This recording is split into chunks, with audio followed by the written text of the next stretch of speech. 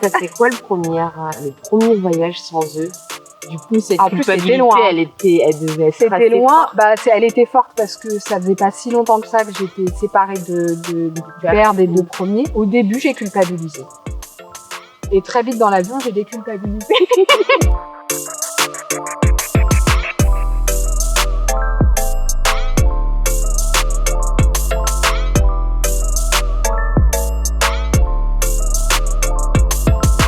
Ça t'a fait du bien? Bah ouais, ça. Après, tu vois, par exemple, quand elle a demandé de faire le. Voilà.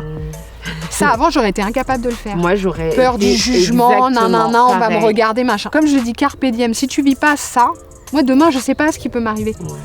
Je veux pas avoir de regrets de me dire, même une sortie avec des copines, des machins, si c'est possible. Si je trouve pas de moyen de faire garder mes enfants, bon bah, c'est pas grave, ça sera une prochaine fois. J'ai fait le plus gros baby blues sur les 3 grossesses que j'ai eues.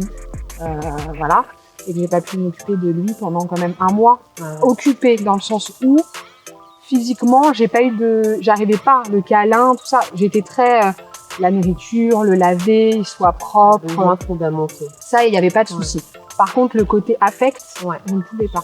Parce que j'ai tellement souffert pendant l'accouchement. Pour le coup, je l'ai rejeté lui parce que dans ta tête, c'est lui le responsable de ça. On doit surtout pas dire.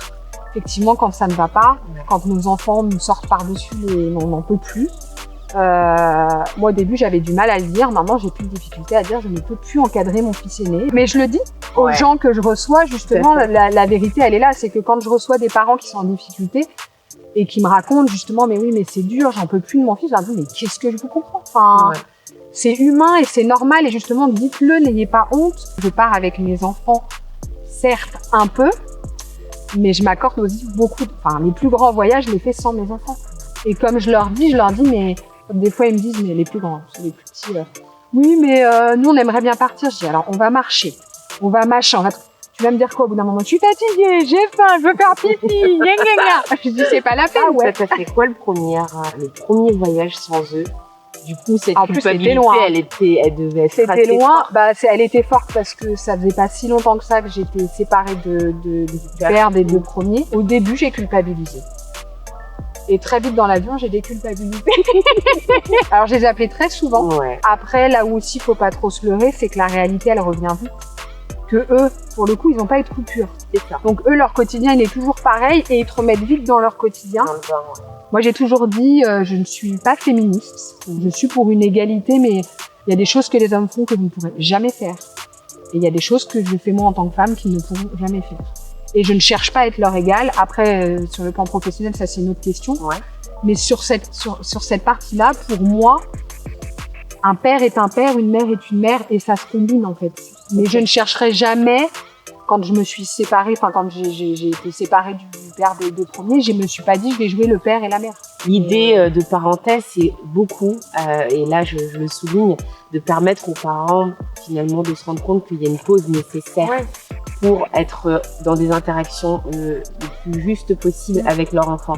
Et en effet, tu parles avec justesse du fait que parfois tu as un besoin et c'est viscéral de pouvoir t'arrêter, de prendre soin de toi parce que et ça te permet comprendre, en fait, ce besoin-là, de l'entendre, pour pouvoir l'expliquer après. Pour l'expliquer à tes enfants et que l'enfant, lui, à côté de ça, puisse aussi conscientiser que ah ouais, ma maman, elle a besoin d'une pause et je vais lui accorder cette pause parce que derrière, je sais qu'on va pouvoir jouer au Uno. Je sais qu'elle va pouvoir être attentive.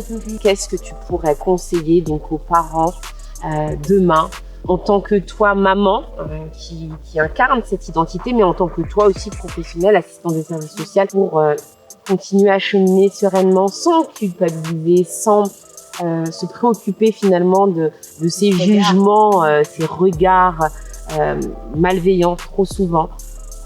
Qu'est-ce que tu pourrais leur dire aujourd'hui? Le conseil que je donne aussi, c'est qu'il y a ce côté-là, et comme je le disais, il y a aussi cette partie du corps. Ouais. Et quand on devient mère, son corps aussi se transforme. On a pu être mince, grosse, enfin voilà, ton corps. Et prendre soin de ce corps, c'est aussi en prendre conscience.